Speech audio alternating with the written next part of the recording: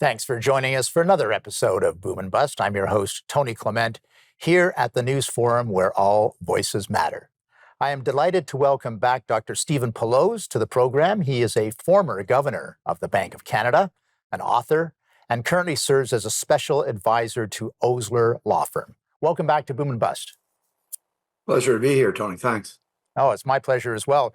Your recent book was called The Next Age of Uncertainty, and by the way, won a National Book Award, so congratulations on that. Thank you. But since it came out, I would have to opine that global uncertainty has only grown. So what do you see as the greatest risks today? Well, it's true. It seems like the next age of uncertainty arrived faster than I thought it might. And I think at the base of this, most people have on their minds geopolitical risk. And I think at the root of that is this rising income inequality that we have in almost all economies, certainly all the major economies. And that rising income inequality, which is kind of a legacy of past technological progress, people who feel they've been left behind, those people are becoming a true political force and giving us a lot of preoccupation with domestic policies as opposed to international collaboration. So more anti-trade policies and so on.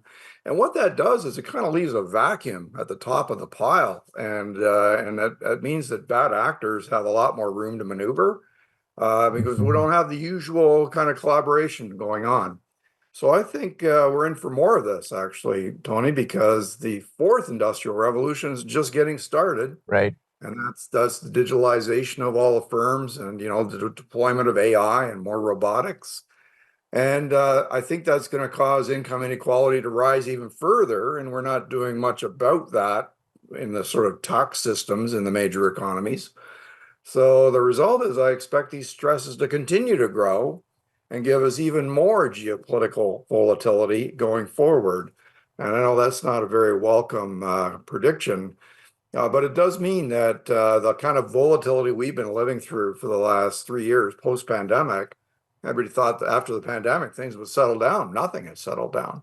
And I don't expect it to either. So that gives a rise to a lot of economic risk, lots of more potentially interest rate volatility, inflation volatility, and of course, actually volatility in the economy itself. Unemployment could rise and fall a lot more than we're used to in the past.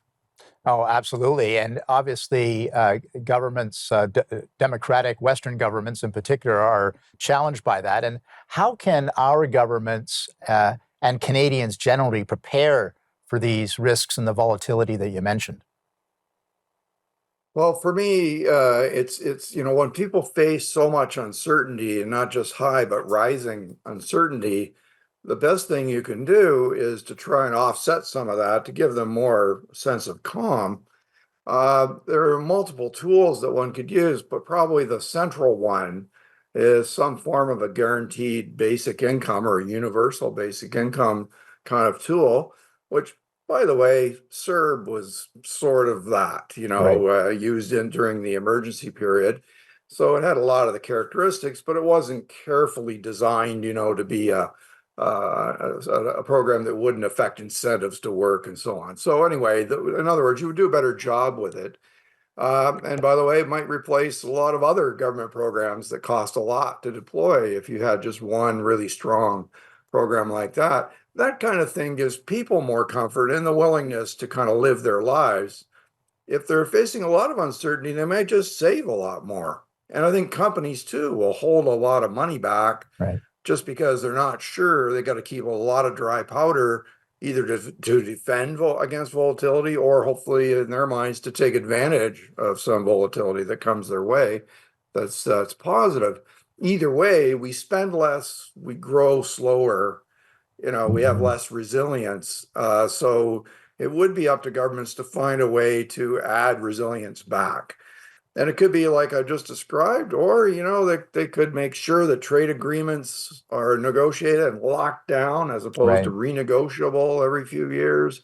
Those things really slow down investment when you're not sure what things are going to look like. So there's many things I could talk about that I think are worth trying to do.